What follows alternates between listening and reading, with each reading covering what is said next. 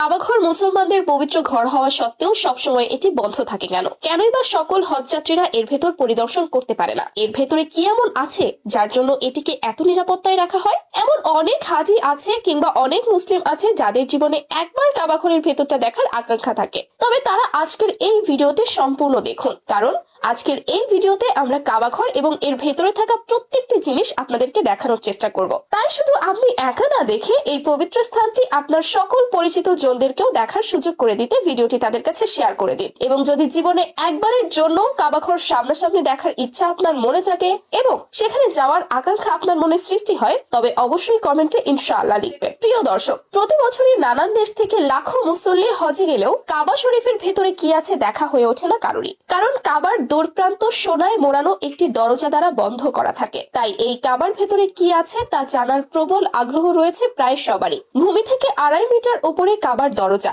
যেটি উসমানী খিলাফতে প্রথম রৌপ্য নির্মিত কারুকার্যময় দরজা লাগানো হয়। তবে বর্তমানে পবিত্র কাবার দরজাটি 280 কেজি খাঁটি সোনা দ্বারা নির্মিত করেন প্রয়াত সৌদি বাদশাহ খালিদ বিন আব্দুল আজিজ। মূলত কাবা শরীফে প্রথম দিকে 2টি দরজা অন্তর্ভুক্ত ছিল, যেখানে একটি দরজা ছিল প্রবেশের, অন্যটি ছিল বাহির হওয়ার জন্য এবং এর সাথে ছিল একটি জানালাও। তবে বর্তমানে কাবার মোট দরজা রয়েছে মাত্র একটি, নেই তার কোনো জানালা। কাবা ঘরের ছাদে ওঠার জন্য সিঁড়িটিও রয়েছে বর্তমান দরজার পাশে, যেই দরজাটি পবিত্র কাবা শরীফের ডান পাশে অবস্থিত।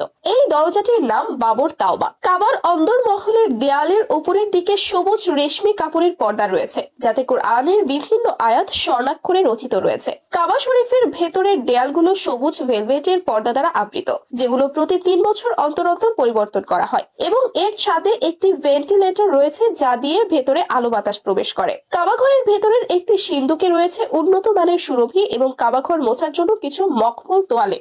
বিভিন্ন যুগের ঐতিহ্যবাহী কয়েকটি মশালও রয়েছে এখানে, যেগুলো বিভিন্ন রাজা বাদশাহ কাবার জন্য উপহার স্বরূপ দিয়েছিলেন। কাবাঘরের ভেতরের দেয়াল সবুজ এবং ফ্লোর সাদা মার্বেল পাথর দ্বারা নির্মিত। 3টি খুঁটি বা স্তম্ভের দাঁড়িয়ে রয়েছে কাবা, যেখানে আবার ঝুলে রয়েছে নানান ধরনের প্রদীপমালা। আরো রয়েছে বিশ্বনবীর ইবাদত করার স্থান, সৌদি বাদশার স্মারক এবং একটি চৌকাকার বাক্স।